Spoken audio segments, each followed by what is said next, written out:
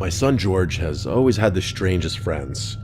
I'm not sure why, but in his earlier years, he always attracted what would be considered the weird kids. I've got a ton of stories about this, but there's one that kind of sticks out like a thorn. He was in the 4th grade, and we had just moved due to my husband's reassignment, so George was new to his school. He had always been an outgoing and friendly kid, so my husband and I weren't particularly worried about his ability to make new friends. We were transitioning well as a family, and everything was going well with him at school. I was beyond pleased the first time I met all of George's classmates' parents, as they all seemed like upstanding, honest people.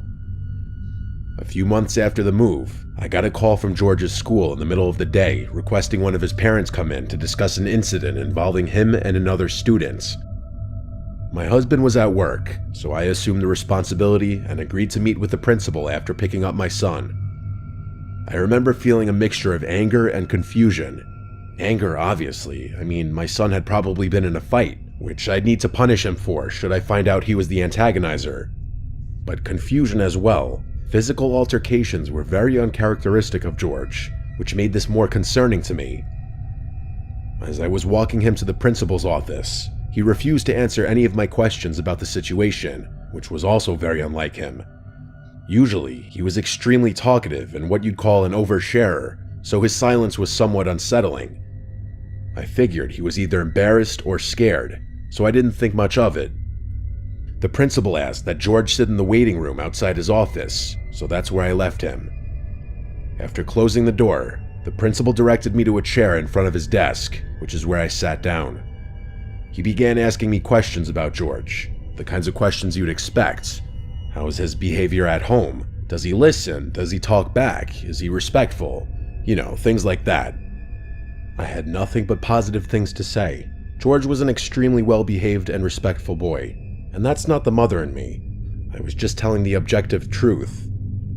Eventually, the principal told me why I had been called in. Apparently, George had gotten into a brief altercation with a classmate after recess, a boy named Sebastian. I asked about the circumstances of the fight, and this is what I was told. They had been the last 2 students outside, and they were walking up the stairs together. Seemingly out of nowhere, George pulled an eraser out of his pocket and struck Sebastian over the head with it, causing him to fall to the ground and start screaming. I was baffled. It was totally unlike George to do something like that without being provoked. Plus, I had heard about the Sebastian boy before. George spoke fondly of him, like they were close friends. I asked the principal more questions, but he didn't seem to have the answers, and ultimately admitted that no one had seen the incident. But both boys had independently confirmed details of the story. He then said that George wasn't in trouble, as a little fight wasn't too uncommon. He told me that he just wanted to inform me, and that no further action would be taken, which definitely calmed me down. After that, he excused me, so I left. George was still silent about the whole thing as I drove him home, and only opened up to me right before bedtime. Admittedly, I had grown frustrated with him for not talking to me, which was probably why he quit the silent act. He told me that Sebastian had tricked him. I asked him to elaborate, and he told me that they had been playing make-believe Street Fighter. As per Sebastian's instruction, George had pulled out an eraser for a KO move of some sort. Out of nowhere, Sebastian fell to the ground and pretended to be really hurt. He then whispered in George's ear that he'd seriously hurt him if George didn't pretend like he'd attacked him. So that's what George did, and all the teachers assumed it had been a real fight. Rightfully so, I was pretty pissed. My little boy had been taken advantage of and falsely accused. Instead of going to the school, I decided to handle things myself. That night, I went through the school's directory and found Sebastian's mother's phone number. She introduced herself as Maggie, and I was kind of taken aback by how sweet and genuine she sounded on the phone. She told me she had heard about the incident, gotten the real story from Sebastian, and already reprimanded him. I thought it was kind of odd that Sebastian would have told the truth to his mother so soon, but I was happy I didn't have to do any convincing. She then went on to say that Sebastian had always had some minor behavioral problems growing up, and he'd sometimes think and act like another person entirely. I actually started to feel bad the more she told me. It seemed as if he wasn't fully in control of some of his actions. Maggie suggested that the boys schedule a sleepover to make up for the whole thing and become better friends, which I thought was a great idea. She offered to host, and I was appreciative of that. That weekend, I drove over to her house with George, who had returned to his bubbly, talkative self. Maggie invited me in, and the two of us got to know each other over some wine while the boys played in the basement. Like I said before, Maggie seems like a completely upstanding person, and I really enjoyed her company. I ended up staying for a few hours, and the time flew by. Eventually, I just had to ask about Sebastian's behavior, as it had been bugging me for a while. Her entire demeanor changed, and she lowered her voice a bit. She told me that he often had trouble making friends, and that he's seen a few doctors, all of whom think it's something he'll outgrow soon. She went on to say that he's gotten much better at controlling himself, and the fact that he was being more social at school was a good sign. I didn't inquire much more than that. I just wanted to make sure my son would be safe for the night. Maggie promised me George would be in good hands, and that Sebastian didn't have a history of getting physical or violent, more so just acting strange. That was enough reassurance for me. This woman was clearly genuine, and it actually felt kind of nice knowing that George would be helping Sebastian learn how to make friends. Eventually, it came time to leave, so I went downstairs to say goodbye to George. The two boys were laughing and playing Battleship. It looked like they were really getting along. I kissed my son goodbye and drove home. The next morning, I went to go pick him up. When I got to the house, he was waiting near the door with all his stuff and a smile on his face. I assumed the night went well. I said good morning to Maggie and packed George's stuff in the car. As we were driving away though, he started bawling out of nowhere. I asked him what was wrong in a concerned voice, and what he told me was quite literally jaw-dropping. George said that everything was going well until it came time to go to sleep. The boys had set up their sleeping arrangements in the basement, 2 air mattresses side by side. Everything seemed normal when they went to bed, but at some point in the night, George woke up. He wasn't sure why at first. Then he heard something. Whispering. It was coming from the bathroom. The door was slightly open, and there was a strange flickering light inside, not like a regular bathroom light. As George described it, it seemed more like a candle light. He listened closer and realized it was Sebastian talking. But he wasn't just talking, he was having a full conversation. George thought maybe he was on the phone or something, but the more he listened, the weirder it got. Sebastian wasn't calling himself Sebastian, he was calling himself Mr. Jim. George felt frozen. It was like Sebastian thought he was someone else, and he wasn't talking to anyone, just the mirror. Then the candle went out. Everything was dark again. George squeezed his eyes shut, pretending to be asleep. A long time passed, and then he heard the bathroom door creak open. His stomach dropped when he heard whispering again, this time right above him. It went on for a while. George didn't understand the words. It didn't even sound like English. He just lay there, too scared to move. Eventually, Sebastian went back to bed like nothing happened. In the morning, he was totally normal again. George didn't dare ask him about it. When George told me what happened, I was horrified. My gut told me this wasn't just a case of childhood imagination. Something was wrong. I didn't know what to do, but I knew I had to tell someone. I called Maggie first. At first, she laughed it off, saying Sebastian has always been a creative kid, but as I pressed her, her voice faltered. Eventually, she admitted that his so-called behavioral problems were more serious than she let on. One psychiatrist had even suggested he was showing signs of multiple personality disorder. They had already moved twice before, she told me in a hushed tone, because Sebastian had been kicked out of school. I was stunned, furious even. Why the hell hadn't she told me this before? Why would she put my son in danger like that? Then she did something unexpected. She begged me not to notify the school. I didn't know what to say. Part of me wanted to respect her wishes, but another part of me knew that something was very wrong. I blurted out, "Okay," and hung up the phone before she could respond. I told myself I'd make my decision by the end of the week, but I never got the chance. That Monday, Sebastian full-on attacked another student at recess. It was serious enough that the school sent out a statement to all the parents, though they kept the details vague. By the end of the day, I found out that he had been expelled.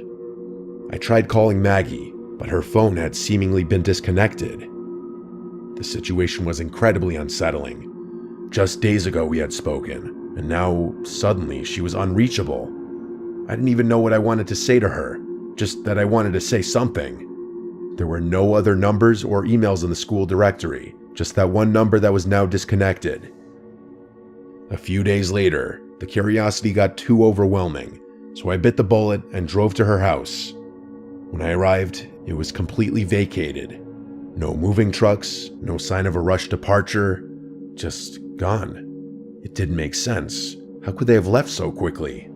I tried looking them up, searching for any trace of them online.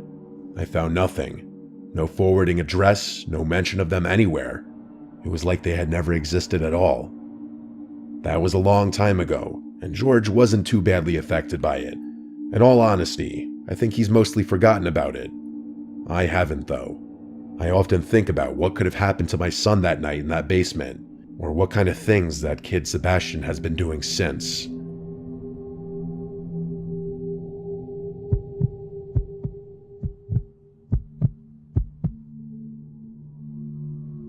My upbringing was a little unorthodox. I grew up in a Southern Baptist household, the kind where we didn't believe in ghosts, but were absolutely certain about demons. Let me explain. If something strange happened, it wasn't a spirit or wandering soul. It was something darker, something biblical. I never fully bought into it, but the message was drilled into me from a young age. Rejecting demons meant rejecting scripture itself. My mother, though, was different.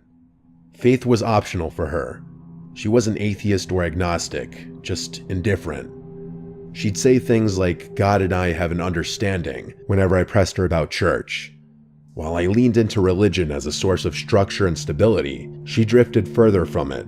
It was one of the many things that widened the gap between us. I won't sugarcoat it. My mother struggled with addiction, mental health issues, things she never wanted help for. Some days she was functional, others she was downright insane. I tried not to take it personally, but it was hard.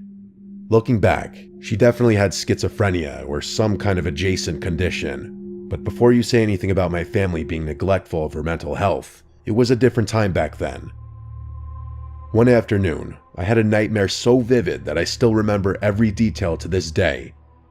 In the dream, I was lying in bed when my mother stormed into my room, screaming in a fit of rage. She grabbed me by the wrist and started shaking me violently. I woke up in a pool of sweat, my body still rigid with fear. But before I could shake off the dream, it happened again. Except this time, I wasn't asleep. The door barged open, and there she was, just as she had been in my nightmare. Same expression, same unhinged anger, same words. It was like the dream had been some kind of prophecy.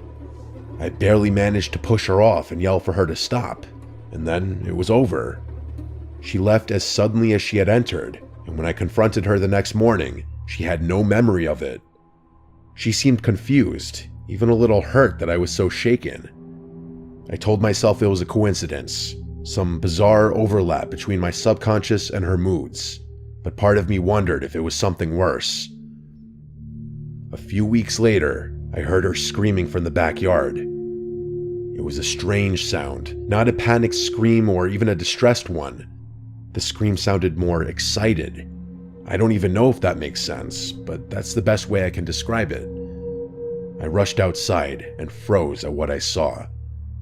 My mother was standing in the yard, grinning, holding a massive 7-foot-long snake in her bare hands. That was terrifying enough on its own, but there's something you don't know which made it even worse. My mother had a lifelong phobia of snakes. She couldn't even look at them on TV without recoiling. But there she was, gripping one like it was a toy. She said, "Come here," and motioned for me to grab the snake. I took a step back, shaking my head. I literally said, "Mom, what the hell?" But the look in her eye told me she couldn't even understand the words I was saying. She just smiled wider and tilted her head like she was trying to scare me. I couldn't deal with it. I turned and ran back inside, slamming the door behind me. My heart was pounding. I peeked out the window and saw her still standing there, holding the snake like an offering. Eventually, she let it slither onto the ground and walked back inside as if nothing had happened. Later, when I asked her about it, she shrugged like I was making it up. She told me I must have had a strange dream and refused to entertain me when I continued to ask about it. That was nothing compared to what I'm about to tell you, though. That winter, my church held an overnight lock-in. I was relieved to go. Church was my escape, a place where I could be around predictable, normal people. My mother dropped me off completely sober and even kissed my forehead before driving away. At around 4:30 a.m., just as we were settling into sleep, a loud knocking echoed through the chapel. We all sat up, glancing at each other. The knocking moved, traveling around the building in an impossible way at times. It sounded like it was coming from multiple directions at once. It wasn't wind, it wasn't an animal. It was rhythmic, circling the chapel like someone or something was trying to break in. The pastor, the only one with a key, was asleep in his office and hadn't heard a thing. I ran to wake him, and as soon as he stepped into the chapel, the knocking stopped. He opened the front doors and literally stumbled back in fear. Standing there, barefoot and sweating in the freezing air, was my mother. Her clothes were disheveled, and her hair was dripping with sweat. Her lips were moving, but I couldn't hear what she was saying.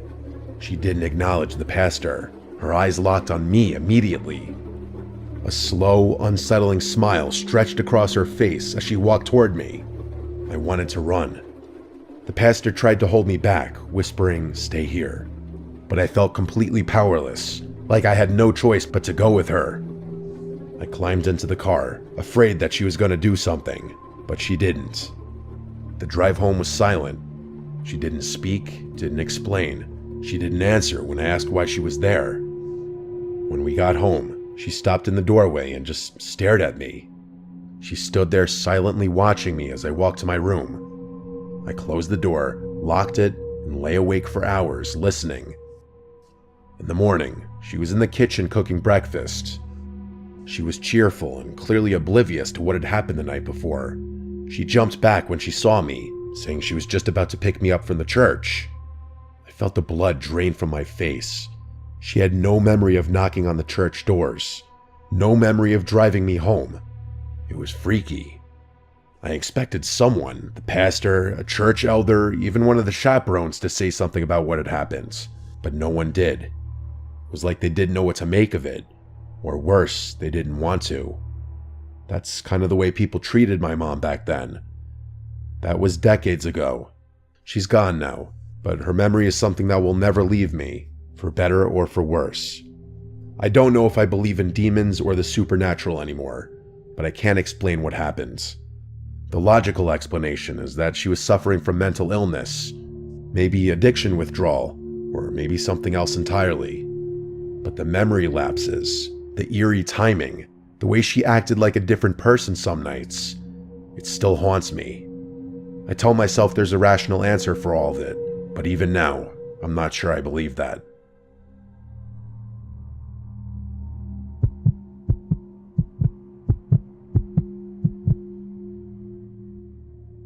My eldest son started sleepwalking when he was about 8 or 9. I had heard of kids going through phases like that, so I wasn't too concerned at first. It was just one of those things. A little unsettling, sure, but nothing I thought much about. I'm a pretty light sleeper, so none of my kids have ever been able to sneak around the house at night without me knowing. That's actually how I first figured out about my son's habit. Most nights, I'd wake up and find him standing in the hallway outside my bedroom, rocking slightly on his heels, shifting his weight from foot to foot. His eyes would be open, but they weren't seeing anything. That was the one part that always got me. For any of you who have lived with a sleepwalker, you know exactly what I'm talking about. His gaze would pass right through me, empty and distant, like he was looking past me into something I couldn't see. It was always extremely strange, and I never fully acclimated to finding him like that. Sometimes he'd mumble something under his breath, words too soft and slurred to understand. Other times, he wouldn't make a sound, just standing there, breathing in that slow, steady way that somehow made it even worse. I gently guided him to bed, whispering his name, telling him everything was fine. He never seemed to remember any of it in the morning. Things escalated a few months after I made the realization that he was a sleepwalker. One night, I woke up to a rhythmic tapping sound.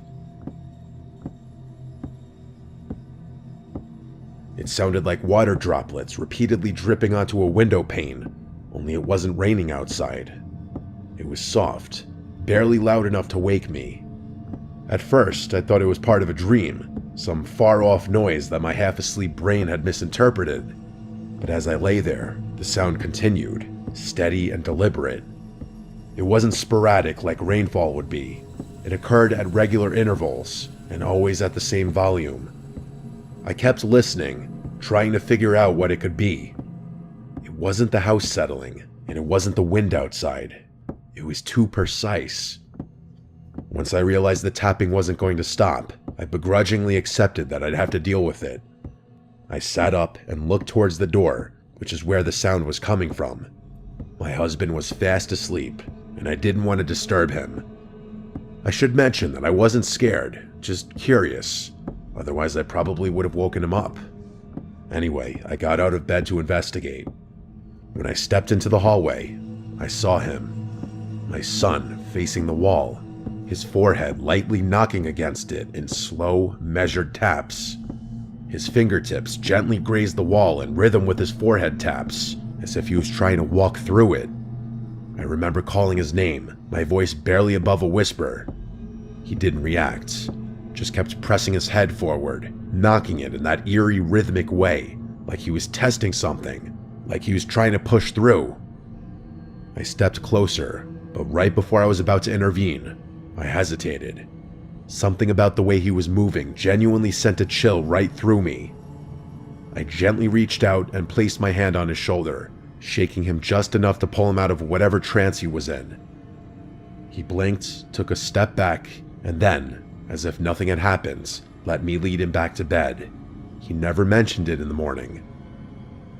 It happened a few more times, but it was pretty infrequent if I'm being honest. I figured it was just another strange habit of sleepwalkers. Maybe some kind of subconscious response to the wall being there.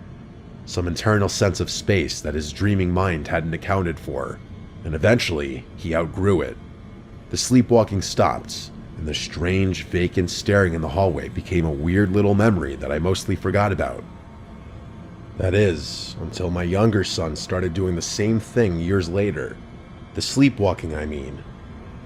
At first, I brushed it off. Kids go through phases. Some behaviors repeat themselves. It was just so uncanny that both of them started sleepwalking around the same age. Again though, nothing too unusual. Genetics are a fascinating thing. But eventually, I started noticing the little details. The things that gave me a growing sense of concern. It wasn't just that he sleepwalked. It was how he sleepwalked. He stood in the hallway, shifting from foot to foot, his eyes open but unfocused. He moved the same way as my older son had, with that slow, eerie rhythm, like his movements weren't completely random. It was unsettling. It felt like I was living the memory of watching my older son do the same thing years earlier. But it got worse than that. One night, I woke up to that tapping noise again.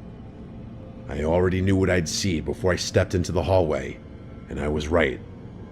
There he was, forehead pressed to the exact same spot, knocking against the wall like he was trying to step into something that wasn't there. It was the exact same behavior my older son had exhibited all those years ago, from the forehead taps all the way down to the way his fingers brushed against the wall. I called his name. Nothing. I touched his shoulder. Nothing. He just kept knocking, his small body swaying slightly, lost in some deep, unreachable place. And that's when it hit me.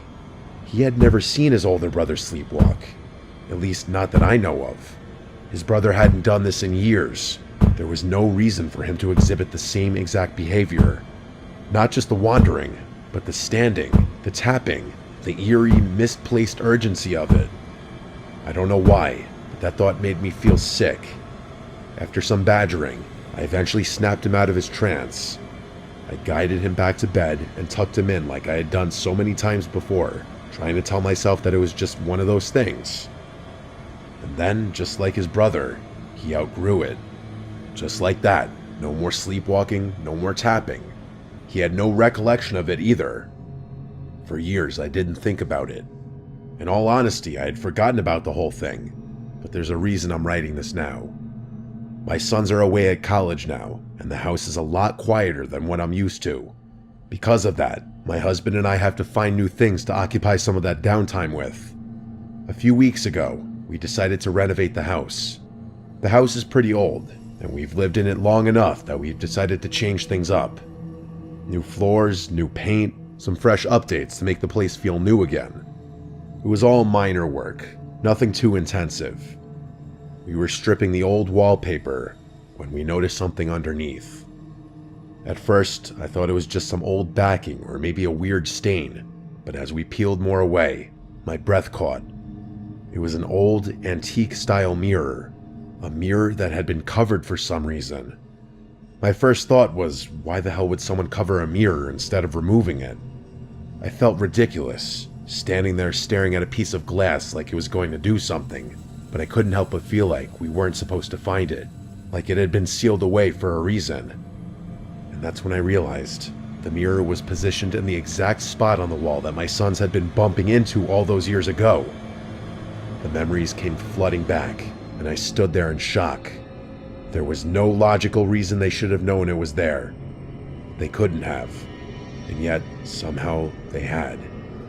Both of them had independently been trying to walk into something that was impossible to see through the wallpaper. Forget about the fact that they were unconscious.